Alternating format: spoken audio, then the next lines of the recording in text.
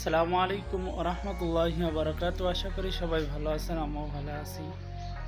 কিভাবে ইমোতে ব্লক ছড়াতে হয়। আমরা ইমোতে অনেক সময় রাগারাগি করে অনেকে ব্লক মেরে দিই, এই ব্লকটা ছড়াতে পারি না।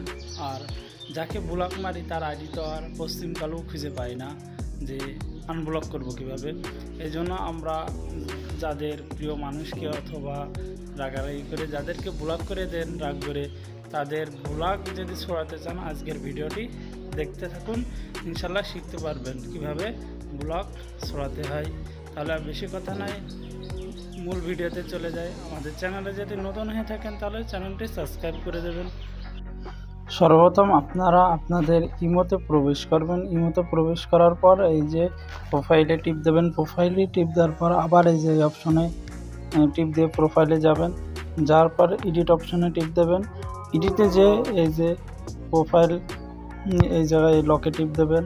দেওয়ার পর এখানে আপনি খুঁজে নেবেন ব্লক লিস্ট। এই যে ব্লক লিস্ট আপনি যাকে যাকে ব্লক মেরেছেন সবাইকে দেখতে পারবেন। এই যে আমি কত মানুষকে ব্লক মেরেছি, সবাইকে ব্লক, যাদেরকে ব্লক মেরেছেন তাদের দেখতে পারবেন।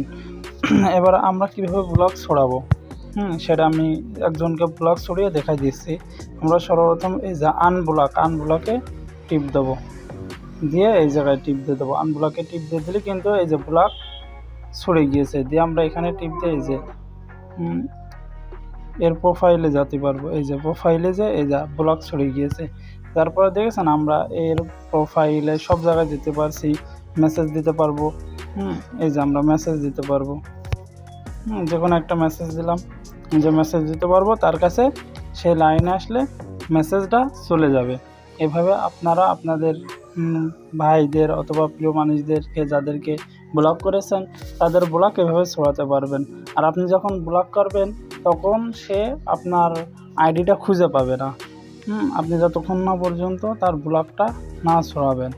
ধন্যবাদ আমাদের ভিডিওটি দেখার জন্য। আমাদের ভিডিওটি ভালো লেগে থাকলে আমাদের চ্যানেলটি সাবস্ক্রাইব করে দেবেন এবং পেজটি ফলো করে দেবেন।